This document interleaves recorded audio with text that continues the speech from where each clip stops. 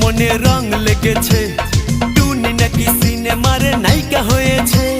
রং লেগেছে, টুনির রং লেগেছে, টুনি নাকি সিনেমারে নায়িকা হয়েছে। সেই ছবিতে নায়ক নাকি থাকবে সাকিব খান, ছবিটার নাম নাকি তুমি আমার জান।